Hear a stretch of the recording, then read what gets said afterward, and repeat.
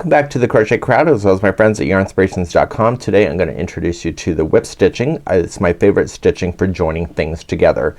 So people message me and they say, Michael, I hate the sewing, you know, can you just do one piece stuff? I'm like, not everything can be done with one piece. We'd like to imagine we live in make-believe, but it doesn't always happen that way.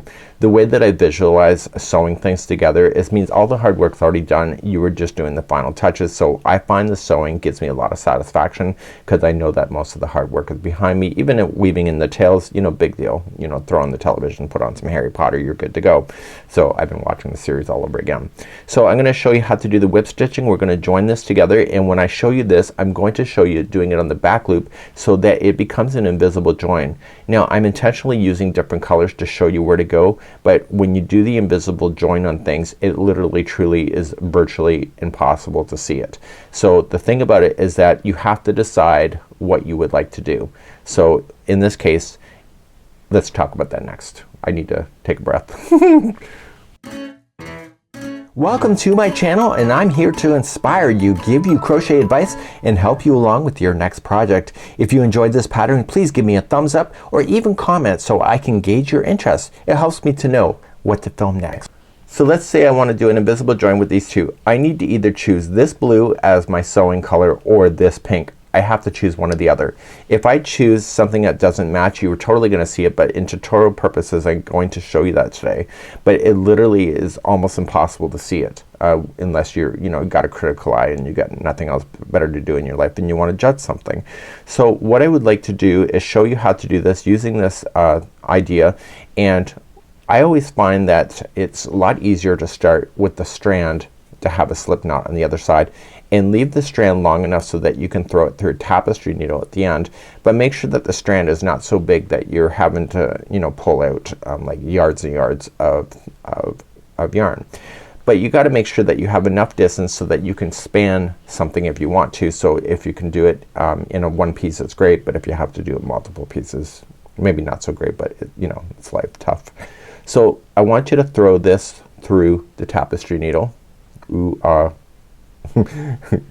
and I want you to work on the back loop only. Now when I do whip stitching, I like to go up on an angle just like you're seeing on camera. So I'm sitting right here, and I like to go into the back loop of the one piece that I'm joining to, like that, and I am going to go into the back loop of whatever I want to join. So I'm not going into both strands that make up a stitch because I want this to fall in between so that it becomes invisible. So I'm just gonna pull through, and what I want to do, see this loop that's coming up? I want to throw the tip of this through the loop and pick it up. This is going to lock that into position so that it will never come out. Okay. And what I like to do is that I go in the back loop of the very next stitch here, and I scoot underneath this strand and I pick up the back loop of this one. And what I'm doing is that when this crosses over, it's going to trap that strand into position. To do this without my hands in the way of your camera today is a miracle. Okay, so we got the first one. The first couple stitches is kind of a pain, but once you get beyond that, it's awesome. So go to the next back loop. Keep this so it scoots underneath. Is that a real word, scoot? You can leave me a message in the comments if that's a real word. So you're gonna come across and you're just gonna pull, and it's gonna trap that in a position. You see it's kind of loose. We're gonna tighten that up. So just give it a good tug. Now if this was either the blue or the pink, this would be almost impossible to see. So I'm going to go one more time underneath that starting strand and grab the other one, and I'm going to come over top. So you can technically see that I've carried that yarn, but if it's either the blue or the pink, it'll be hard to see that. I want you now just to take the strand and just pull it to the back side so you don't have to worry about it for the remaining. And all you just need to do is keep scooting under the back loop of both of them, and once in a while, don't go too far, give it a good tug and make it nice and fabulous. Are you into fabulous today? I'm totally into fabulous today, and I'm just going to join. So in patterns where they call for a flat stitch join, I prefer a whip stitch, so you'll see me substituting sometimes in these tutorial work as I'm going across. And once you get blasting on this, it's actually pretty easy, and the join always looks generally pretty good. So as you're working your way through, you can see that there's a bit of inconsistency. I'm tighter here than I was here. Just give it a good pull. Look. See, this is where you buried it, and then you would never really see that. And just continue to match. So let me give you a few secrets just in case that you decided that you missed a stitch or one of the motifs is not the right size completely because maybe you screwed up or something. So I'm gonna teach you how to cheat the system so that you can actually have things match each other as long as it's not too wrong.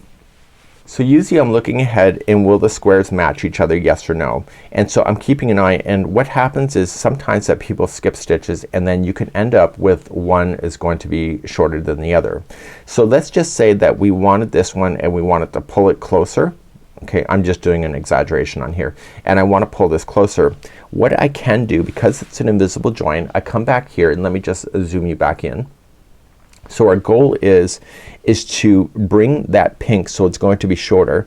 So when I go in here, I'm gonna go into the exact same stitch I was just in for the blue, and I'm gonna advance one more stitch over here. And what this is doing, it's putting two stitches together as one. And that's going to shorten up that pink just by one stitch. And so then I would continue to go along a few more just like you would normally would do it. And if it's the invisible seam, you'll never see this, or virtually impossible unless you don't have a life or something. Is that mean? Yeah, I think I might be mean. So I look at it and I then examine the other one here, and I've exaggerated. So if it's still like out of alignment here, what I like to do is wait closer to about the halfway point to determine if that's really gonna be out of alignment. Sometimes your mood swings can change your motifs in the tension. So if it's still too long, I will still go back into the blue that I was just in, and then I will advance one more time on the pink like that, and that will literally eliminate another stitch out here. So then that will pull it even closer to the alignment.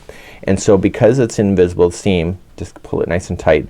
These extra pieces that you'll have in there, that'll be one color or the other, and it'll be really hard to tell, and it's a really neat idea. So this would be how you'd whip stitch. You're gonna go all the way across, and then when you're happy with it, just weave in your ends and just finish it off with just going back and forth a total of 3 times in the work, and that's how you would do the invisible seam.